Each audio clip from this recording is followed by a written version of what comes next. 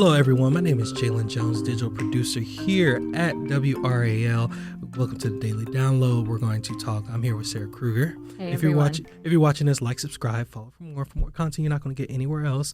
Today, we're going to be talking about something that everybody loves: animals, and more specifically, animal shelters. You have a story out of Pittsburgh, and we're also going to talk about just kind of overarching. More animal shelters are being fined. So, what happened in Pittsburgh? Yeah, so there is a cat sanctuary in Pittsburgh. It's called the Goat House Refuge. It's been around more than 2 decades. It's gotten write-ups in the New York Times and local news. It's even made an appearance on the Today Show. So it's a well-known place.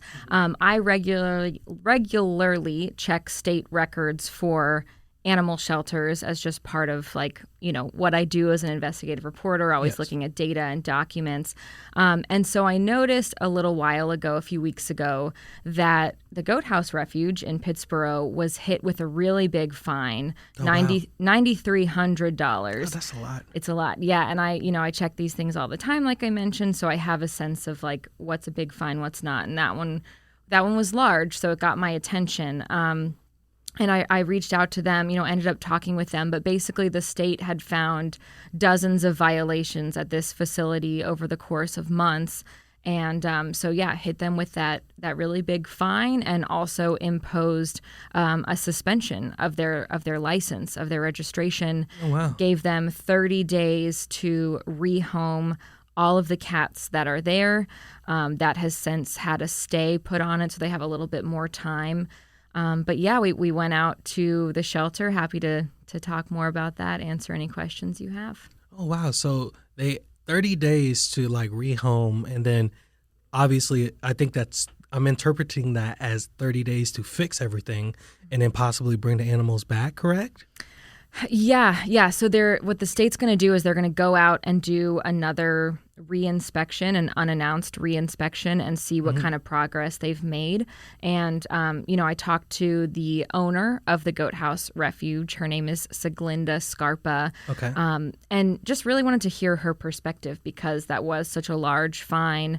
And a lot of the violations related to things like record keeping, also truthfulness. That was my next question. The inspector said that Siglinda Scarpa, the owner, was not always truthful with the state inspectors that went out there.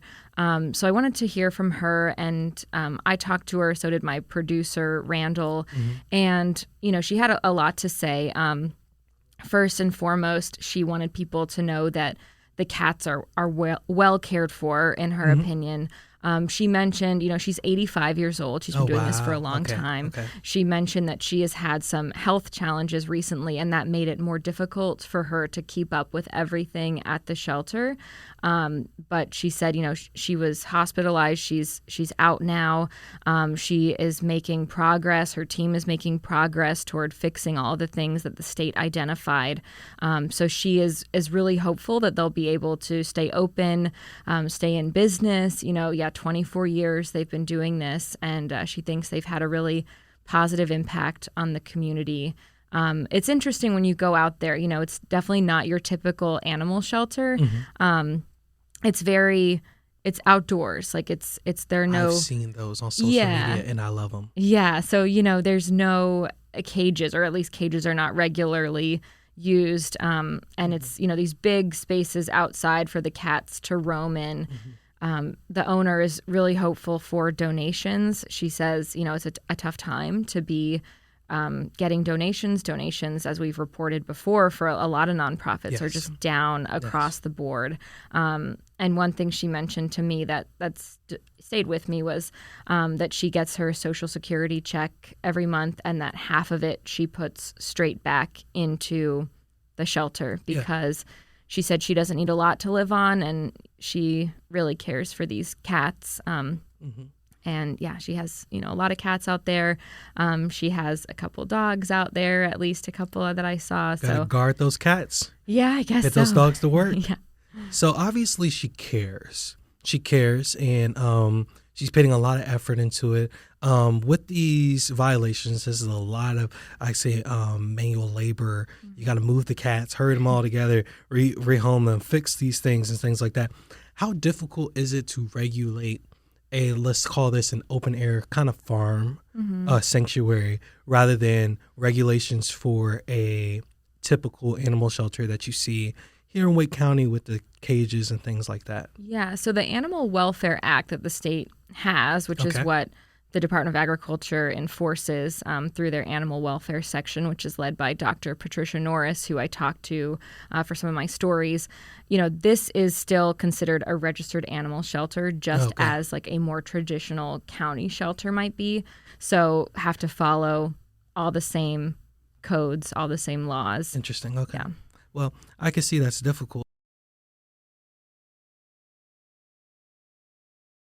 Let's switch gears a little bit here. We're talking about more animal shelters just in general being fined. What's going on with animal shelters? I know it's more difficult. We're talking about more and more animals. You're talking about record amount of animals that are in shelters right now. These fines, is it just not enough volunteers? Is it not enough hands? Like, what's going on there? Yeah, so we have done a lot of stories about struggles at different animal shelters. I know you and I have sat down and talked about this as well. So one thing that I was noticing in just doing a lot of these stories, I started noticing just more and more shelters being disciplined. And oftentimes that discipline does include a fine, but doesn't necessarily have to. And so I counted it up, and in 2025, there were 22 registered animal shelters that were disciplined by the state. Compare that to 2024, there were only 7. So more than tripled. And definitely caught my attention. I talked to the state animal welfare director, Dr. Norris, who I mentioned earlier, just to really ask her why. And what she told me is really a lack of resources. And I'm looking at one of her quotes here in my story. She said, "It is not lack of motivation. It is not lack of compassion." I want to be very clear about that. So, yeah, she thinks these shelters are just struggling due to lack of resources. A lot of times also newer staff who maybe don't always know all the ropes. So really kind of a call to action to the community to help these places if they can. Yeah, that was my next question, because it's like, okay, we acknowledge the problem of resources. Does a fine solve it, or does the fine help show a paper trail to require more resources when they're talking about, because we're talking about these, the government-run buildings, correct? So I don't know if you can answer that, but that was my question that I'm thinking about in my head. Yeah, I think, I don't want to speak for the state, but it's my understanding that the fine is not always necessarily paid in full. Like, there's often an appeal and there's kind of a negotiation process. Okay, but there's ways to work. Yeah, but I also know from talking to Dr. Norris that she says if an animal suffered, there's going to be a fine, because she does have to, draw a line somewhere, and there has to be some enforcement and penalties to keep things running smoothly and to incentivize compliance. Well, I totally understand that. And so is there anything else that you saw or discovered when you're looking at these animal shelters? We're talking about cats, dogs, multiple types of animals, even some exotic ones maybe out there. Is there anything that you've seen that you haven't been able to talk about on TV? That's a good question. I mean, my stories, the hardest part is making my stories as short as they are. Yes. Good thing is this is not a 3-minute package here. We can go as long as need be. Yeah. No, I mean, I think, I'm an animal lover. We all are. Yeah. It's hard to go into shelters and just see animals waiting for their forever homes. As nice as a shelter may be, it's not as nice as like having a nice warm bed to sleep in with a human and be up on the couch. Like, gosh, I think about my dog. He just, he runs our house. So, I think it is emotionally difficult to see these animals. And to whatever extent we can all work together to find solutions. I think, none of us wants an animal to suffer. So I really hope that we as a collective society can figure this out. And I can imagine, maybe I don't want to speak for you, but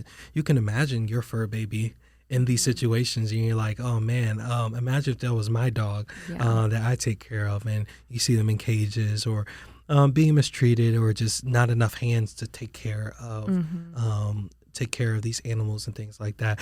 Some solutions. Let's talk about that real quick before we wrap up. Solutions, obviously volunteer, donate. Are there any other solutions besides that? You know, a lot of animal advocates push for more spay and neuter, and either a spay and neuter law, so that's required in the state, or more funding to go toward a spay and neuter fund, which the state does have. It just doesn't have, enough money in it to meet the demand.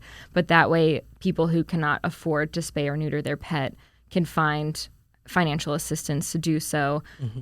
And, a lot of animal advocates think that's the way to reduce shelter populations and really try to tackle the root of the problem. And that's because, like, the root of the problem, there's just so many animals, period. Well, Right. I can't agree on that. We have a lot of animals and maybe also not enough homes. So we got to control that population as well, so everybody can get the same amount of care with the animals. So either which way, thank you so much for your time, Sarah Krueger. This was very insightful. Great We to be always here. Have great conversations, and we're trying to save the animals out here. Yes, let's do it. Let's do it. So if you're watching this, like, subscribe, follow for more. And guys, you can check out all the Sarah's reporting on WRAL.com. And also I'll link some of those in the YouTube channel as well. Thank you so much for watching. Thank you.